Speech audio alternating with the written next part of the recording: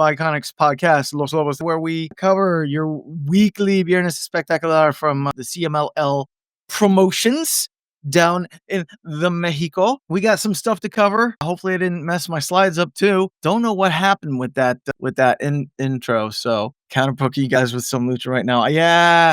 Yeah, we're going to talk about that. So, but we are here to talk about the CMLL Viernes Espectacular from May 30th, 2025. Even though it didn't seem like there was a lot on the card, it was still a pretty packed card. So we are going to get right to it. And we start with the Pequeños Estrellas. On your technical team, you had Shot and Galaxy versus your Rudo team of Picosto de Acero. Not to jump the shark, but we got Triunfo Técnicos in this one. I thought it was your standard Estrellas match. That doesn't mean it was a bad match. It was what I expected from the Pequeños Estrellas, especially out of the likes of Shot and Galaxy. You know, they went out. They did the thing, had a lot of good stuff to get the crowd going. It was a good match. What'd you think, Mikey? I mean, I kind of have to agree with you, El. I think that this was a standard bout, which actually is not really a bad thing, honestly, especially when it gets to, our specific division here. For me, at least, it's been a hot minute since I've seen Jacarcito as well as, Galaxy. I mean, this was a standard opener. I thought this was a lot of fun. And, I will say, though, maybe it's because I haven't seen Galaxy in a little bit, but I was like, you know what? I think he did some newer stuff. And again, Yeah. I honestly don't know when was the last time I saw him, but I was like, you know what? I feel like this is one of the stronger performances from him. But again, this is a standard opener. Still a lot of fun for me. Yep. And Agent Lo-Fi is in agreement with us. It was a standard opener. Galaxy definitely had a good showing. I think he was in his red gear too that night, right, Mikey? He was in his red? I'm thinking, yes. Yes. Okay. Yeah. So I watched so much wrestling this weekend. It's ridiculous. Yeah, speaking the truth. So as I said, we get our technicals, get the triumph in this one. Chakracito and Galaxy getting the win. Moving to the next slobber knocker that I think most of the crowd was waiting for and I am impressed with these two and how long they went and the story that they told. It was a very good match. We did have the build up last week to it. I feel like this is part 2 because I feel like back in January they had a match. But whenever these two face off against each other, it's always a lot of fun. But a lot of good wrestling. I feel like Que Monito actually raised it up a little bit because I feel like he pulled off some moves that I haven't seen him pull off. What do you think? So I saw this on the card, right? And I was just like, oh, this is going to be amazing. So, of course, because it's the Micro Estrellas of I was like, oh, they're so adorable. Yet this was a very competitive clash. I was just like, oh my gosh. This was great. I honestly love this. This was great. Again, this was great. I think for me, at least, like I said, I was like, oh, this is going to be adorable. Look how cute they are. I'm like, they went on for some time, which I wasn't expected.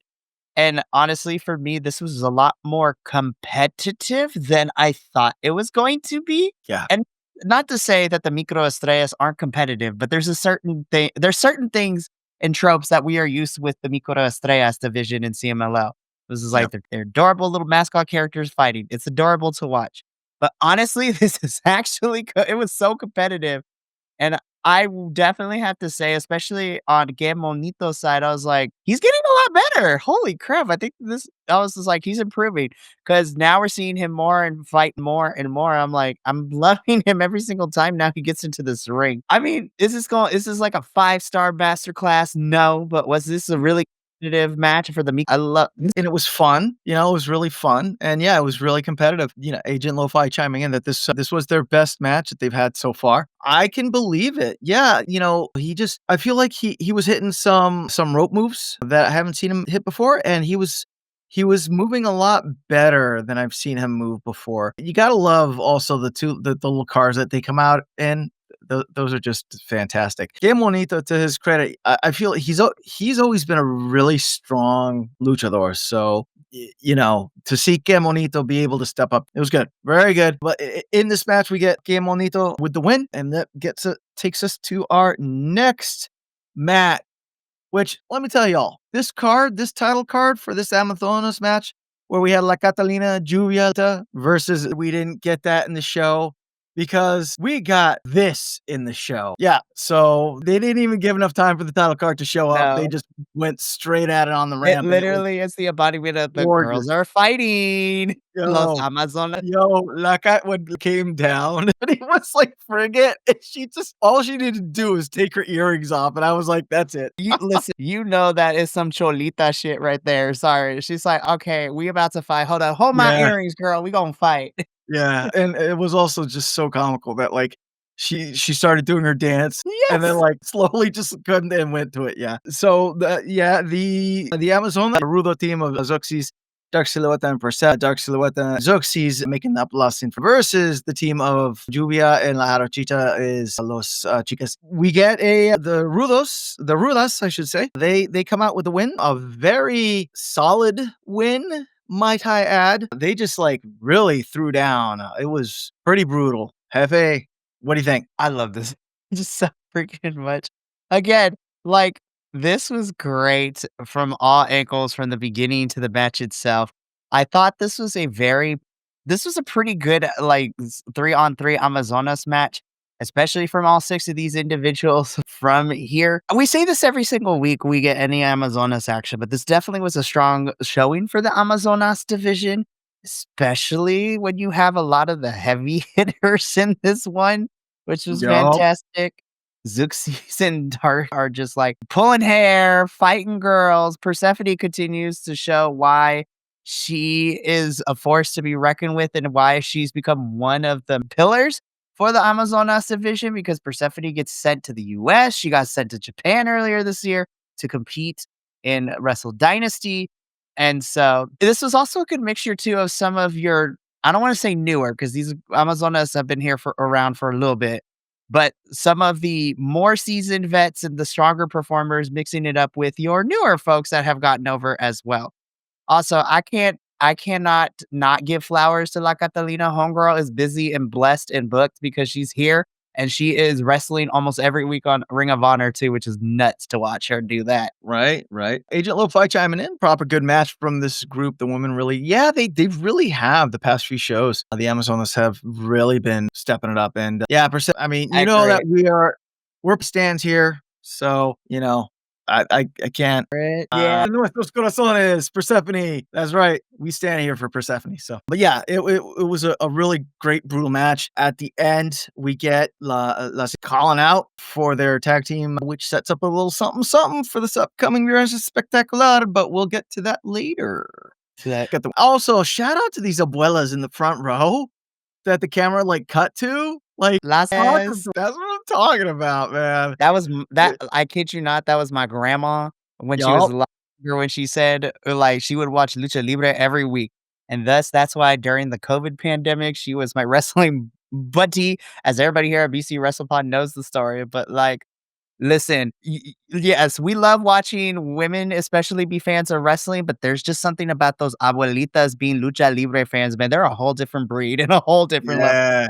of it. Yeah, so good on them. So if you like what you're watching, if you like the wrestling, if you like what you're watching and you like the wrestling, then you should come check us out on the interwebs. That's right. You can find the Biconics podcast on the interwebs. Find us on the following social medias. We are on Instagram, Threads, YouTube, Twitch, and Blue Sky, all at BC WrestlePod. If you want to support us, we have merch over at bcwrestlepodspring.fourthwall.com. We do have a special edition summer line for Pride Month and more. We have our Pride edition stuff. So, We definitely do. check that out. And the important thing with that too is that all part of everything sold within that We Grapple with Pride collection will be donated to, Point of Pride, which is a charity organization that offers assistance to trans health as well as gender affirming care as well. So something that we wholeheartedly believe in here at BC WrestlePod.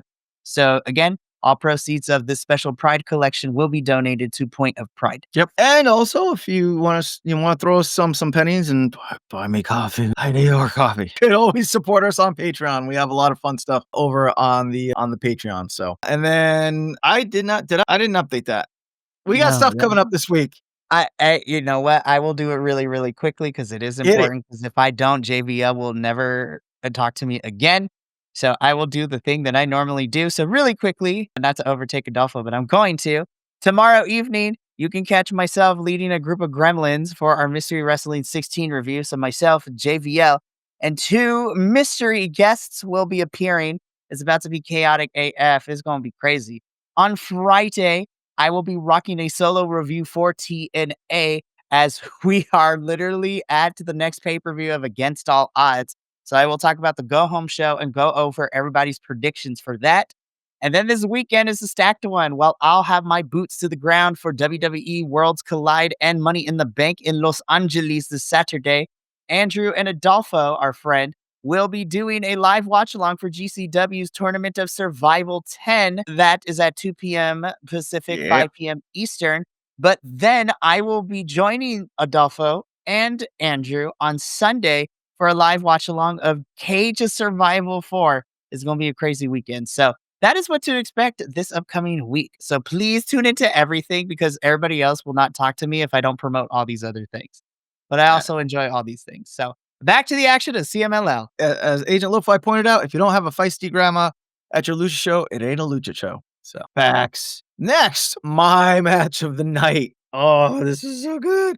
This was so good. The collective century of wrestling experience in the ring is just fantastic. So on our technical side, we have Atlantis, Blue Panther in El Pantera versus the Rudo team of Stuka Jr., El Felino, and Virus. This was a Relano. The Rudo team came out with the first pinfall, and then the technical team just decided to steamroll the Rudos and get the second and the third pinfall.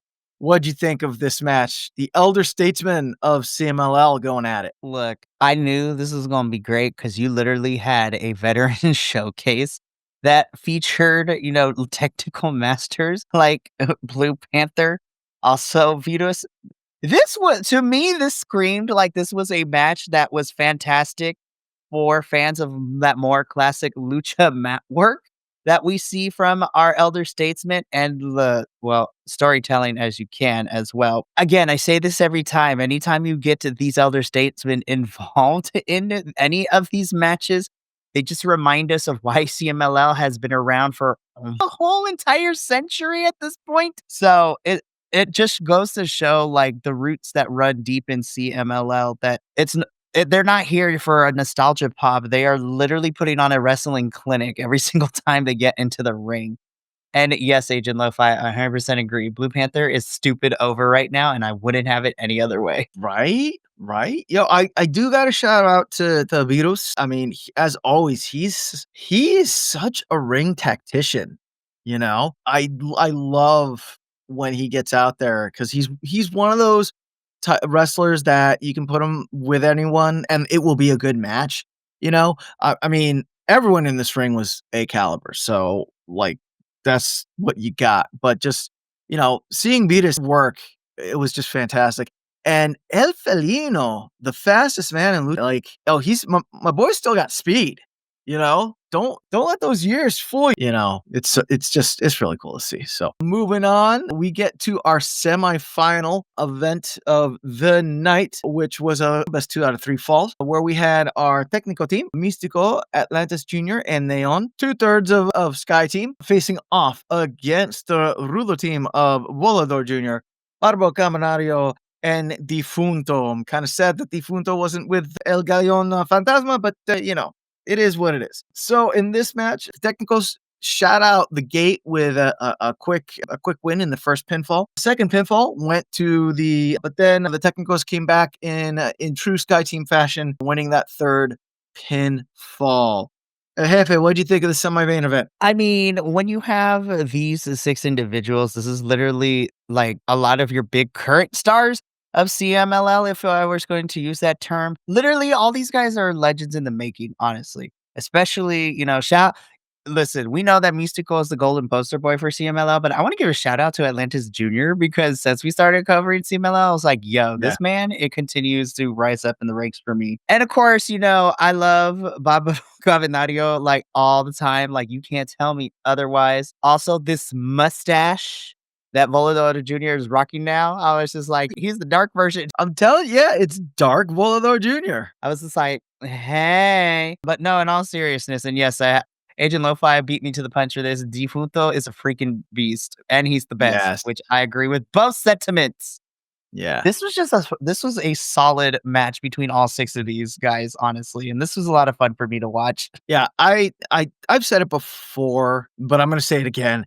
I love when Defunto does the run from the entrance ramp, jumps to the second rope, bounces off that to the top rope, and then comes off for a senton or moon flip onto his opponent. It just so good, man. He's so good, and yeah, props for the barefoot wrestling, like him, dude. Could you imagine Defunto versus Speedball Mike Bailey? I'm gonna put that energy out right now.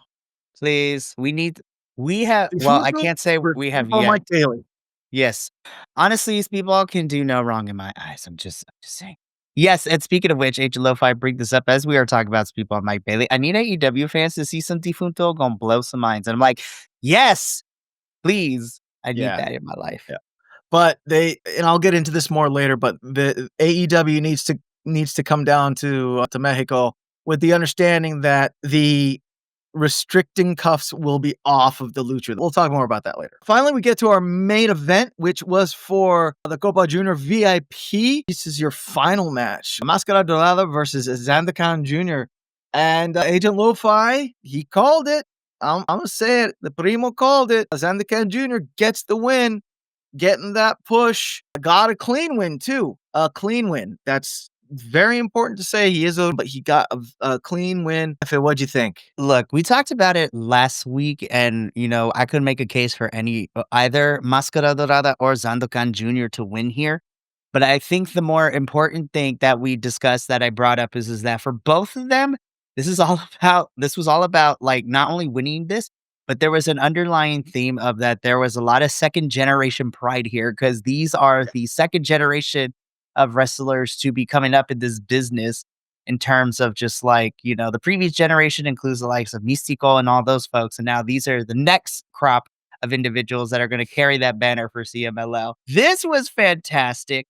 I love that what we got during this match, there was a lot of similarity, but there was also a lot of contrast in styles between these two. We're so used to seeing, Mascara Dorada with his high flying style, which is also relatively clean for the most part as well, which is kind of fun to watch. Compare that to Zandokan, who delivers everything with such an aggression and intensity that we love, given that he is a wrestling pirate, so to speak. I think that this Copa Junior like final match, the VIP final, I think for me at least, and this is why I think this was my favorite match of the entire card for VIP, is because to me, this match was a showcase that showed what the future of not just Lucha Libre in general, but what the next maybe couple of years for CMLL is going to look like, as I truly believe that these two, as well as a couple of their constituents, both in the men's and Amazonas division, are going to be carrying what CMLL looks like in the next couple of years. And Yeah. honestly, literally, this is a good example of what excellent Lucha Libre looks like to me because it's Mascara Dorada's precision versus a Zandokan Jr.'s like just pure passion and intensity and fire to want to win this thing so badly. This was fantastic. Yeah. I have no notes. This was great. This was amazing. Now this is interesting, and maybe it's because we've watched so much wrestling, and I have seen so many turnbuckles being uncovered in the last like 2 weeks. But the play with the turnbuckle stuff was you don't see in CMLL like ever. That's come to think of it, yeah. In the past year of watching CMLL, we don't. I can't remember anyone taking off the turnbuckle pad and doing that whole bit. So the nice thing about that bit with this match is that it wasn't the match just because it was good. And I felt like it had the time it needed to cook. But like when it was over, I was like, oh man, I want to see that again. And that's when it was a good match. So, and that brings us to the end of this past Viernes Spectacular. But this Friday, the upcoming Viernes Spectacular, we got a packed card. Starting off, we're going to be having where we have Blue Shark versus two luchadors who I haven't seen, but have been around for a little bit. Fact check, Agent Lo-Fi. After that, we're going to get Stigma and Arcade versus Okamura, Yutani, and Infarct. Yutani is back. I'm so excited for that. Like we said, the setup was this past Friday, and now we have the payoff CMLL for the Women's Tag Team Championship. We will see Cheetah Las versus Las. Let's get the tag team champs back, a championship belt back. We'll find out. It was in the tornado out of there we go. I was gonna say, I was like, that name looks familiar because we saw him participate in the Escuela Torneo this year. Yep, lots of head injuries, so that helps. Thank you. So, and then we have Magnus and Rugido versus very interesting shake up there. Yep, Titan coming back from Japan after his stint in Best of the Super Juniors. Check out that review. And getting us warmed up for that whole Los versus Empire. So another great Elder Statesman match. We have Atlantis and Blue Panther really turning into quite the tag team, Atlantis and Blue Panther versus Ultimo Guerrero and his brother Gran Guerrero. So that's going to be very interesting. And then in our main event, we will have Místico, Atlantis Jr. NS versus Volador Jr. and Angel de updated. They updated the render here and it's so good. Yeah. It is now Dark Volador Jr.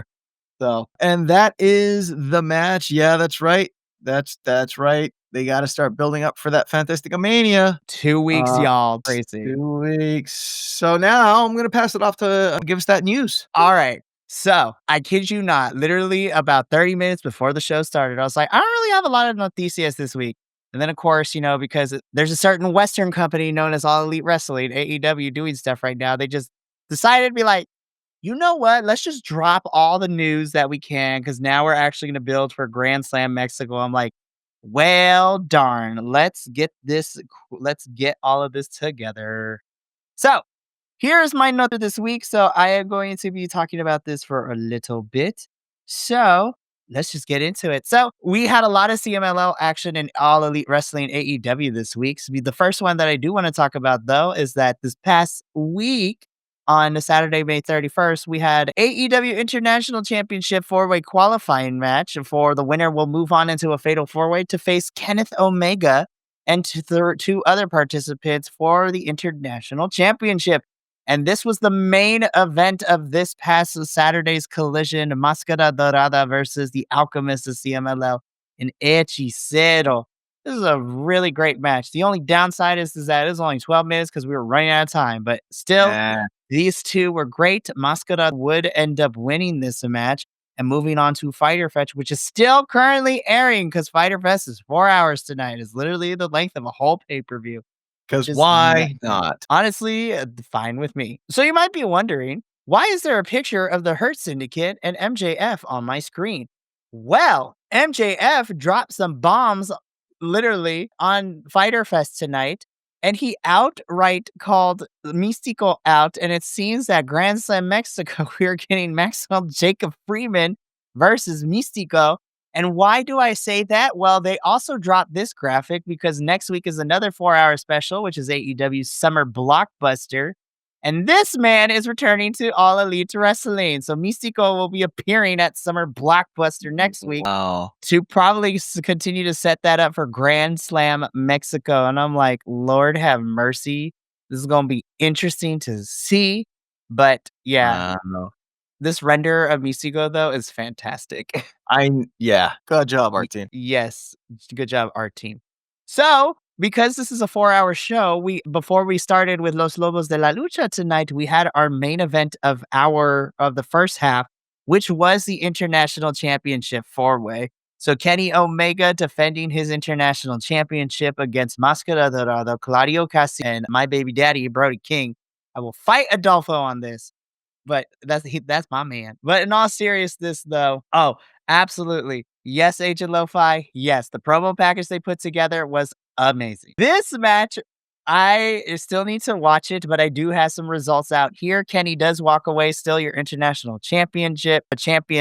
But this was really cool to see Máscara Dorada in this kind of position. This was, according to the internet, this was positively reviewed. I can't wait to watch it after we're done here. But I also got some more news that kind of kick things off for the second half. Hechicero is now aligning himself with the Don Callis family. So him, Kyle Fletcher, and Konose Takeshita later in Fighter Fest will have a match against our Ring of Honor World Champion, Bondi, who will be teaming up with not the Outrunners, but for this episode, they are now known as Los Outrunners as well. Wow. That's awesome.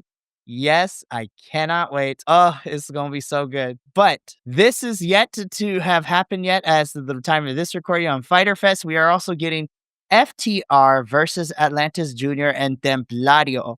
Something tells me this won't be the last interaction that these two teams have because I'm pretty sure FTR will probably make their way to Grand Slam Mexico in some capacity. Indeed. FTR, can we get FTR versus Blue Panther and Atlantis Senior? Because that would be a match I would actually die to pay to see. That would be hot. Give me. Yeah, exactly. Because that's funny because Etchy is teaming against them on 6/17. You know, continuity in wrestling is so weird, but honestly, it is. I can't wait because there's a lot of good lucha stuff on Fighter Fest and so things like that. But that is all in terms of the noticias. But I also want to remind everyone that we still have full cards for the shows happening in 2 weeks.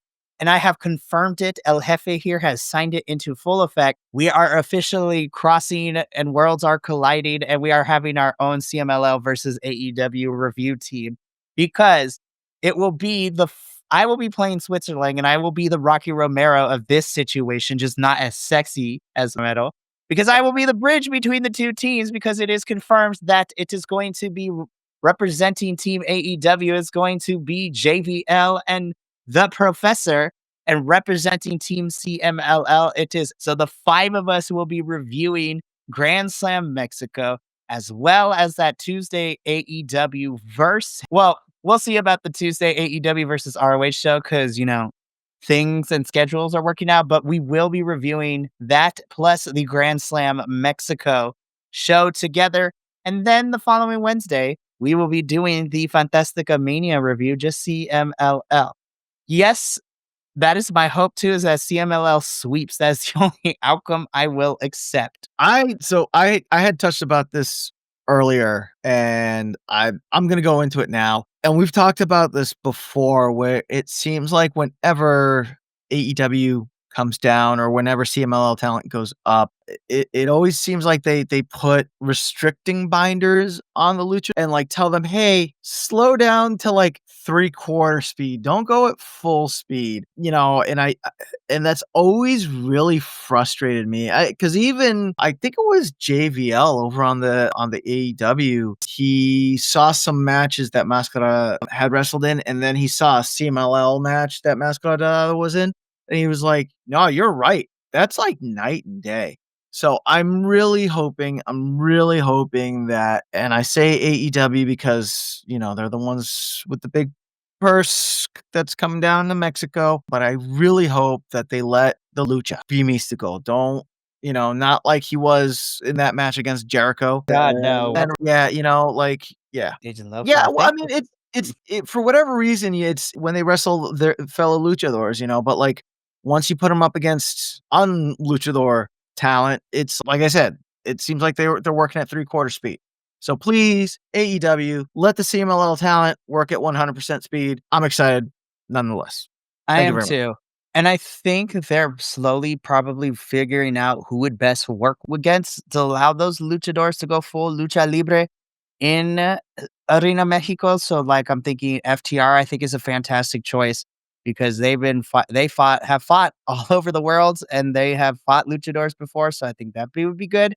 Ricochet is great because I think he also, I mean, literally that is Prince Puma from Lucha Underground. So it's going to be great. But Agent Lo-Fi does bring up a concern. Ricochet should be fine. I'm honestly more worried about Volador keeping up. He's been dealing with some wear and tear as of late. Yes. Also a little worrisome because we don't want our CMLL talent to get hurt because then we will miss them. I still miss you, Soberano Jr. I know, Soberano Jr. But yeah, so Ricochet is good. Depending on how visa issues work and work visas work, I would love to see a Will Ospreay at Grand Slam Mexico, but I don't know how travel works when you have a work visa for a specific country. So who knows with all about that. But that has been my noticias. So I'm going to throw it back to here and throw it back to kind of wrap us up. All right. And that's it to wrap us up. Do you got any final thoughts there, Jefe? I honestly think that these next 3 weeks are going to be really fun for us here at Los Lucha. And I think I might be dreaming too much about this, but because we are inching ever so closer to Grand Slam Mexico, I really, really hope that AEW, and so far I've been enjoying what we've gotten from them in terms of their working relationships with all these international promotions. I'm really hope that whole entire week with Grand Slam Mexico, the AEW and ROH versus CMLL show, and the Fantastica Mania show that is going to have some of our ROH and AEW talent involved in that. I really hope that this puts more eyes on CMLL as somebody who reviews CMLL, and I also review AEW. So I really hope this will allow people to get into CMLL more, even if it's through the introductory lens of AEW coming down here to Mexico to have all this stuff. So Yeah. I'm excited. I really hope that lots of people start gravitating towards CMLL because they are fantastic. And honestly, I want people to see, yeah, they've been around forever, and here's why. Yep.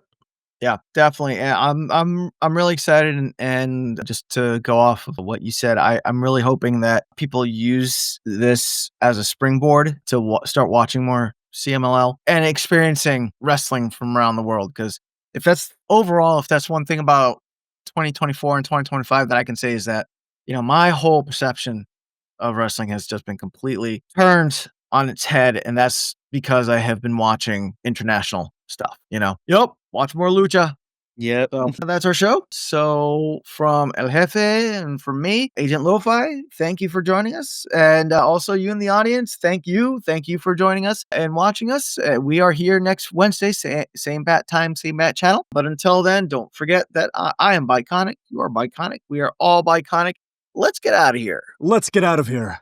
Johnny TV style. That's shit! Idiot! You fool! The other way, go! Thank you so much for tuning in to another Vibe Tribe production. What's gonna happen next time? Well, you're gonna have to tune in to find out. But until then, remember, take care of yourself, love one another, and as always, make sure that you keep the good times rolling.